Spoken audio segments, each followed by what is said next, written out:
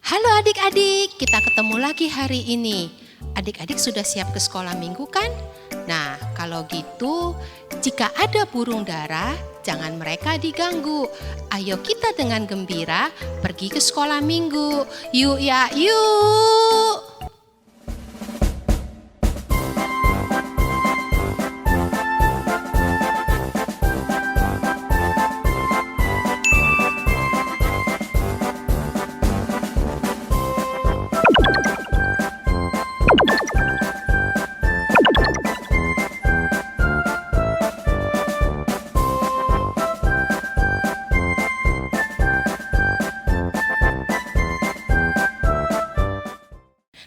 Nah, sudah sampai kita di sekolah minggu. Nah, adik-adik, kakak tanya dulu. Adik-adik kan sering ke sekolah minggu ya, ada yang ke gereja dan sekarang online. Adik-adik kalau di sekolah minggu ngapain saja? Coba. Betul, berdoa. Terus memuji Tuhan, betul sekali. Ada apa lagi? Mendengarkan firman Tuhan. Wah, betul semua jawabannya. Nah, sekarang kita akan berdoa untuk membuka sekolah minggu kita ya adik-adik. Mari kita bersatu dalam doa. Tuhan, terima kasih hari ini kami mau sekolah minggu online lagi. Kami mohon pimpinan Tuhan melalui Roh Kudus-Mu agar kami bisa benar-benar mengikuti sekolah minggu ini dengan sebaik-baiknya. Kami mohon dalam nama Tuhan kami Yesus Kristus. Amin. Adik-adik, ini gambar apa? Ini gambar hati, cinta, atau kata lainnya apa? Kasih. Kasih siapa yang paling besar, yang paling indah? Iya, kasih Yesus. Nah, sekarang kita akan naikkan pujian mengenai kasih Yesus indah, indah, oh indah. Adik-adik nyanyi sama-sama ya.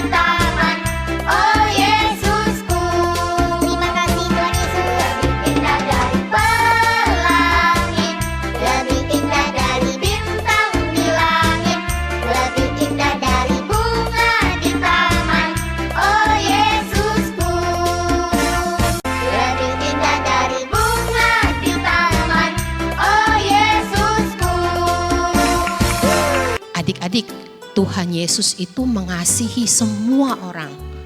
Ada yang tua, yang muda, yang badannya tinggi, yang badannya pendek, yang rambutnya hitam, atau yang rambutnya putih seperti ini. Semua disayang sama Tuhan. Termasuk orang-orang yang sehat dan juga orang-orang yang sakit. Ada orang yang dari lahir mereka tidak bisa melihat. Namanya apa adik-adik?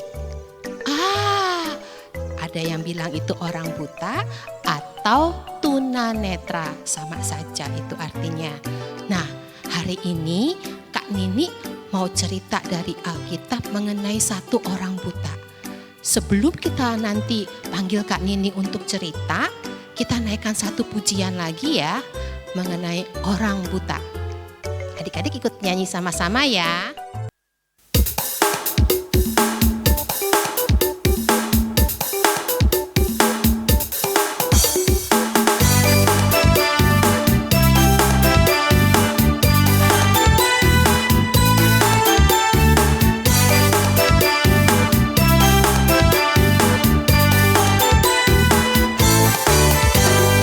Ada orang buta duduk minta-minta, tiap-tiap hari minta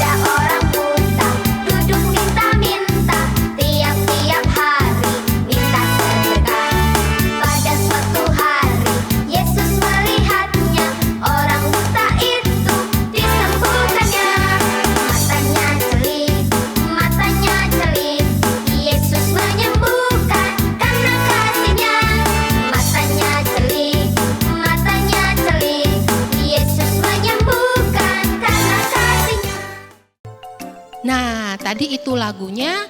Nah sekarang kita panggil Kak Nini. Mana ya Kak Nini ya? Oh, itu Kak Nininya datang. Siap-siap dengar cerita ya adik-adik. Anak-anak, sebelum kita memulai mendengarkan firman Tuhan, kita berdoa dulu. Mari kita berdoa. Tuhan Yesus, Allah Bapa yang baik, saat ini kami semua anak-anak-Mu ingin mendengarkan firman Tuhan. Kami mohon pimpinan-Mu dan berkat-Mu, biarlah kami boleh mendengarkan firman Tuhan dengan baik. Terima kasih Tuhan, dalam nama Tuhan Yesus kami berdoa. Amin.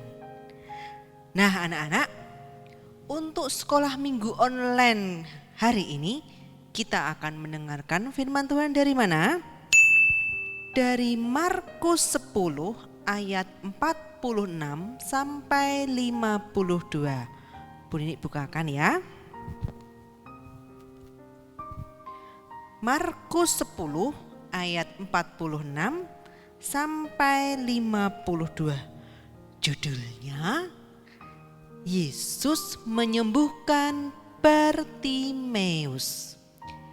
Bagaimana ceritanya? Ayo duduk yang manis, kita dengarkan sama-sama. Lalu tibalah Yesus dan murid-muridnya di Yeriko.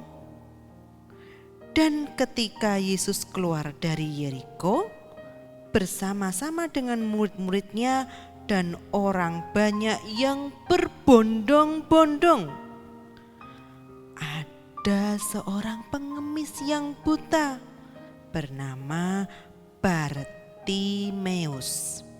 Anak Timeus duduk di pinggir jalan. Jadi ketika itu Yesus dan murid-muridnya tiba di kota Yeriko. Ketika mereka tiba, wah, orang banyak mengerumuni Tuhan Yesus. Untuk apa? Untuk mendengarkan firman-Nya.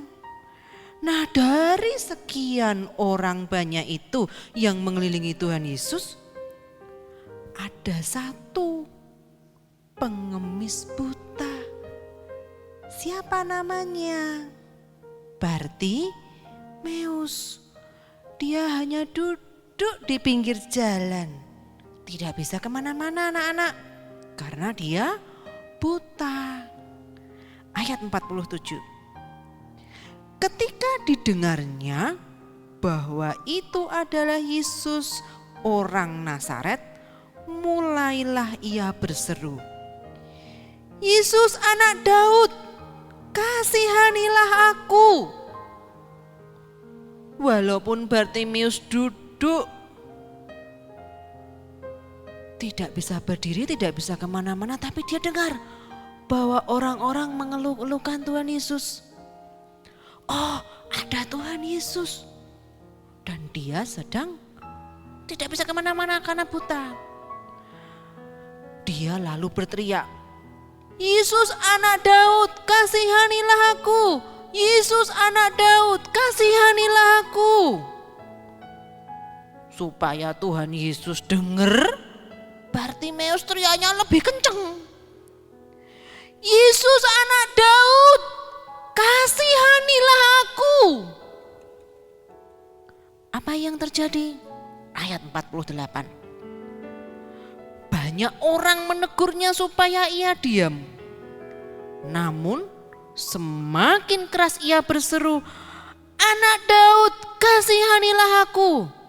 Ketika ia berteriak-teriak anak-anak, orang-orang yang mengelilingi Tuhan Yesus bilang, "Diam, hei kamu, diam." Mereka melarang Bartimeus untuk berteriak-teriak karena takut mengganggu Tuhan Yesus. Malah tambah kenceng anak-anak. Teriaknya tambah kenceng. "Anak Daud, kasihanilah aku." Ketika dia berteriak semakin keras, nih ayat 49. Lalu Yesus berhenti dan berkata, "Panggillah dia." Mereka memanggil orang buta itu dan berkata kepadanya, "Kuatkan hatimu, berdirilah, ia memanggil engkau." ketika Tuhan Yesus mendengar, wah, kok ada yang teriak-teriak kencang sekali panggil namaku. Maka Tuhan Yesus menyuruh orang lain, cepat panggil dia. Lalu orang itu menghampiri Bartimeus. Ayo, kuatkan hatimu, berdiri. Tuhan Yesus memanggil kamu. Lalu ayat 50. Lalu ia menanggalkan jubahnya. Ia segera berdiri dan pergi mendapatkan Yesus. Seketika ketika Bartimeus tahu bahwa dia dipanggil Tuhan, Bartimeus menanggalkan jubahnya, mencopot jubahnya. Lalu ia segera berdiri dan menghampiri Tuhan Yesus. Ayat 51. Tanya Yesus kepadanya, apa yang kau kehendaki supaya aku perbuat bagimu? Jawab orang buta itu, Rabuni, supaya aku dapat melihat. Lalu Tuhan Yesus bertanya kepada Bartimeus, apa yang kau inginkan dariku? Jawab Bartimeus, seketika langsung menjawab, Rabuni, supaya aku dapat melihat. Apa artinya Rabuni? Rabuni itu sebutan untuk guruku, orang yang sangat dihormati. Bagi Bartimeus, Tuhan Yesus adalah gurunya, dan Tuhan Yesus orang yang sangat Bartimeus hormati. Ayat 52. Lalu kata Yesus kepadanya, pergilah, imanmu telah menyelamatkan engkau. Pada saat itu jugalah ia, lalu ia mengikut Yesus dalam perjalanannya. Lalu apa Tuhan Yesus bilang? Bahwa iman Bartimeus sudah menyelamatkan dia sendiri. Bartimeus seketika itu dapat melihat. Nah, Bartimeus secara fisik anak-anak buta, jalan kesulitan karena dia mengalami masalah dengan penglihatannya. Namun hatinya enggak buta anak-anak. Dia tahu bahwa yang dapat menyembuhkan matanya hanya Tuhan Yesus. Nah, Bartimeus ini sembuh bukan karena ia berteriak-teriak, tapi Bartimeus sembuh karena iman percayanya kepada Tuhan Yesus. Nah, anak-anak, siapa yang ingin mencontoh Bartimeus? Nah, sikap Bartimeus ini baik, bagus untuk kita contoh. Kenapa? Karena dia punya iman yang besar kepada Tuhan Yesus. Sebagai anak Tuhan, berarti kita harus nyontoh siapa? Bartimeus. Contohlah imannya yang segede itu kepada Tuhan Yesus. Susah senang tetap beriman kepada Tuhan Yesus. Nah anak-anak, iman itu seperti tumbuhan. Dari segini, jadi besar. Kok bisa ya? Nah, iman itu perlu kita pupuk. Kalau kita pupuknya sedikit ya imannya sedikit. Tapi kalau pupuknya banyak, rajin, plung, kita sirami, imannya, tumbuhannya jadi besar. Nah, gimana cara mupuk iman? Kalau mupuk tanaman gampang Bu Nini, pakai pupuk aja, siram pakai air. Tanaman jadi tinggi lah. Kalau iman, mupuknya pakai apa? Ada.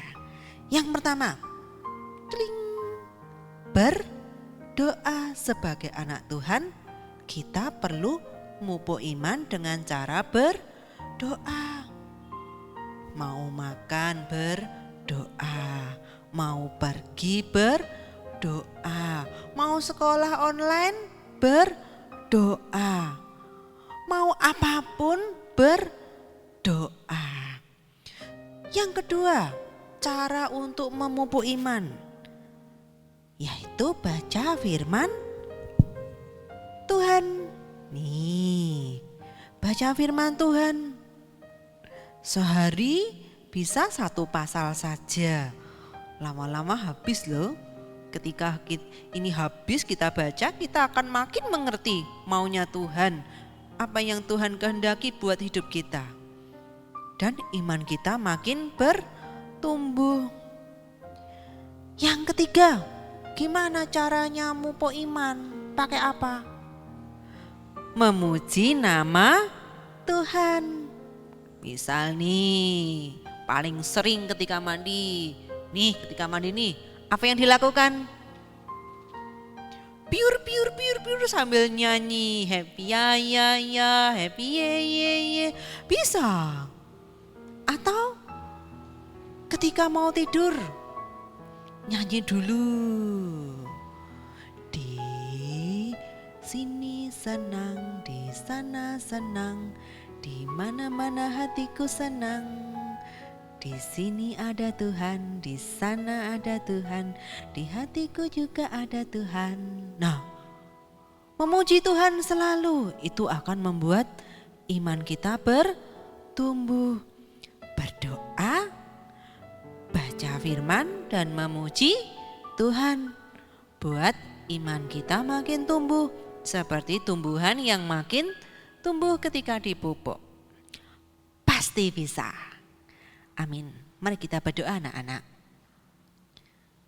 Tuhan Yesus, terima kasih untuk firman Tuhan hari ini yang mengingatkan kami akan kisah Bartimeus. Biarlah kami anak-anak-Mu boleh mencontoh sikap Bartimeus yang memiliki iman yang besar kepada Tuhan. Biarlah kami anak-anak-Mu boleh memberikan yang terbaik untuk Tuhan, yaitu iman kami. Kami boleh beriman kepada Tuhan sepanjang hidup kami. Terima kasih Tuhan, dalam nama Tuhan Yesus kami berdoa. Yang percaya katakan amin.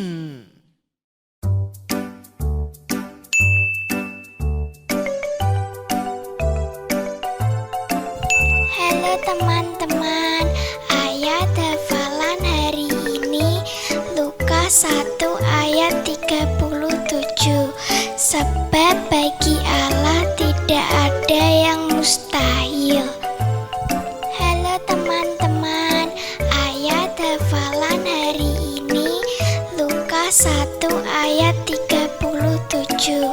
Sebab bagi Allah tidak ada yang mustahil. Nah, sudah dengar ceritanya dengan lengkap kan adik-adik? Seru ya, hari ini ada mujizat orang yang buta bisa melihat. Tadi ceritakan ini seperti itu.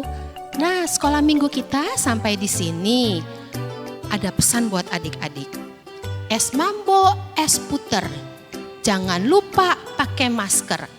Ada kepiting, ada rajungan. Rajin cuci tangan. Banyak olah, banyak gerak. Mari kita jaga jarak. Sampai ketemu lagi minggu depan adik-adik.